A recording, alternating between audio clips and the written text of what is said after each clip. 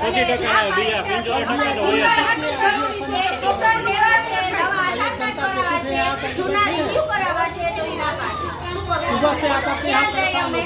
હવે સરુક સેક્શને જાવ, ચાંદી બજારમાં જાવ, અટાણે અમારા વાળા આવે ચાંદી બજાર એક સરુક સેક્શને તમે નાના ગેટા કરો બધે કોપરેટિવ સિસ્ટમ છે.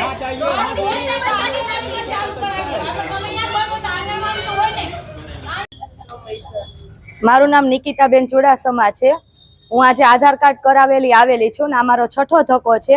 અને તમે જોઈ શકો છો કે પબ્લિક કેટલી બધી છે. સવારે 5 વાગ્યાની આવેલી ઊભી છે અહીંયા, અને આધાર કાર્ડનું કોઈ રીતના કાંઈ નિર્ણય થતો નથી અહીંયા.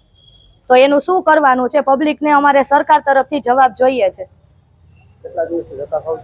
અમે 2 મહિનાથી આ ધક્કા ખાઈ છીએ. અમે આધાર કાર્ડમાં અપડેટ કરાવવાનું છે, કોઈને નામ કમી કરાવવાની છે, કોઈને નંબર સુધારો કરવાનો છે. તો અહીંયા આવી અચાનક જ ખબર પડે છે કે આજે સેન્ટર ચાલુ નથી, આજે રજા છે. તો પછી એ લોકોને વહેલી નોટિસ આપવી પડે, વહેલી સૂચના આપવી પડે અમને. અમુક તો એવા છે કે 3 દિવસ ત્યાં સળંગ ધક્કો ખાય છે. તો એ લોકોને તો જાણ હોવો જોઈએ ને કે આ કાલે રજા છે, સેન્ટર બંધ છે. એમ કાલે અમે આવેલા હતા તો કાલે અમને કઈ સૂચના આપેલી નથી કે આજે સેન્ટર બંધ રહેવાનું છે. હવે આજે સવારે 5 વાગ્યાના આવીને અહીંયા બેઠા છીએ અને અત્યારે એમ કે છે કે હવે આજે બંધ છે સેન્ટર.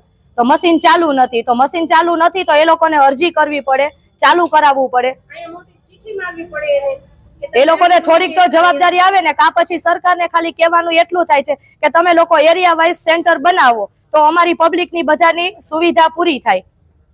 ઘણા બધા બાળકો હેરાન થાય છે, સ્કૂલમાં માંગે છે, અર્જન્ટ છે આધાર કાર્ડ, એના એડમિશન નથી થતા. તો બાળકોનું શું? અને મોટા પણ ઘણા વૃદ્ધો છે. વૃદ્ધો સવારે 5 વાગ્યામાં આવીને બેસે છે, બેસી નથી શકતા. અમુક ઘણા બધા એવા પબ્લિક હેરાન થાય છે. તો તમે એના માટે થોડુંક એક્શન લ્યો.